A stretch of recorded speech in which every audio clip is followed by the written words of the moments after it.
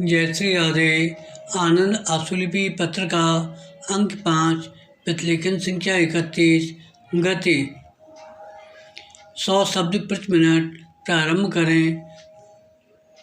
महोदय, औद्योगिक क्रांति ने अपने प्रारंभिक चरण में कुटीर उद्योगों पर घातक प्रहार किया और कारीगरों को मृतजीवी मजदूर बना दिया। निम्न आर्थिक वर्ग की स्त्रियां परिवार के भरण पोषण के लिए तैयार हो गईं। औद्योगिक क्रांति ने पाश्चात्य देशों की अर्थव्यवस्था को जिस गंभीरता से प्रभावित किया था, ठीक वैसा ही प्रभाव भारत में भी पड़ा। औद्योगिकीकरण से पाश्चात्य अर्थव्यवस्था में बड़ा अद्भुत परिवर्तन हुआ था।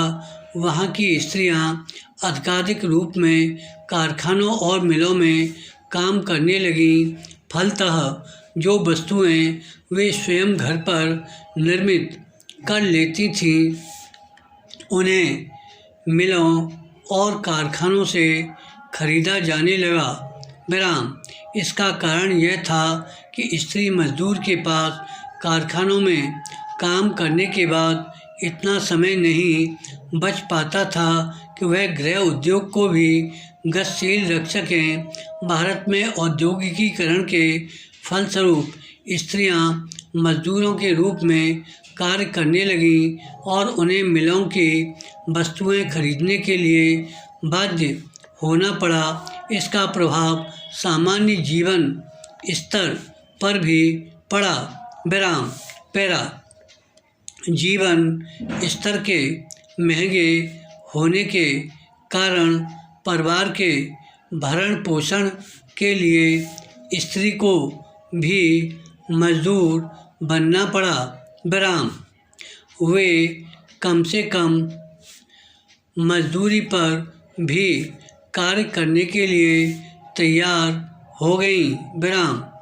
औद्योगिक क्रांति में होने वाले तकनीकी परिवर्तनों ने उत्पादन की प्रक्रिया को बदल दिया और नगर की निम्न वर्गीय तथा कारीगरों की स्त्रियों ने अकुशल मजदूरों के रूप में फैक्ट्री, मिल तथा खदानों में कार्य करना प्रारंभ कर दिया। विराम।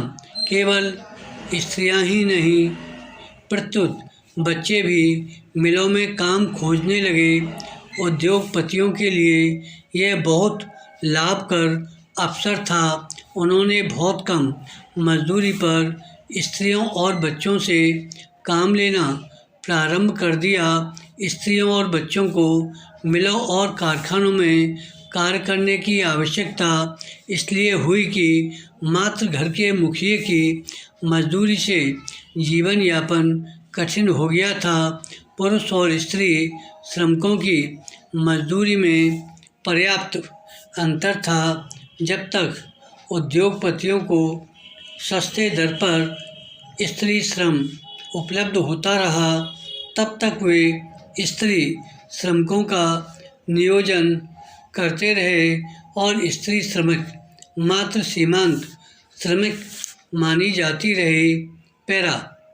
इस औद्योगिकीकरण के प्रथम चरण में परंपरागत गृह उद्योग और कुटीर उद्योगों पर बड़ा गंभीर प्रभाव पड़ा। पहले वस्त्र उद्योग गृह उद्योग ही था। कार्य करने के कारण बुनने कातने का समय नहीं मिलता था।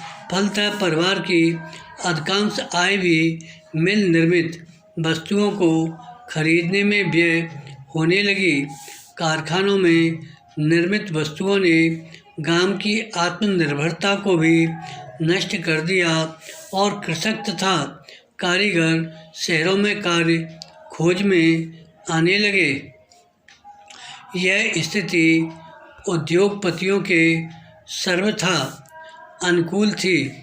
मजदूरों का शोषण जब अत्यधिक बढ़ गया, तब शासन को अनेक श्रम विषयक विधान लागू करने पड़े। सन 1981 से 1911 ईस्वी तक के श्रम विधान मूलतः कार्य के घंटे और उसकी दशाओं से संबंधित थे एवं उन्हें सुविधाएं प्रदान करने के लिए विधान पारित किए गए।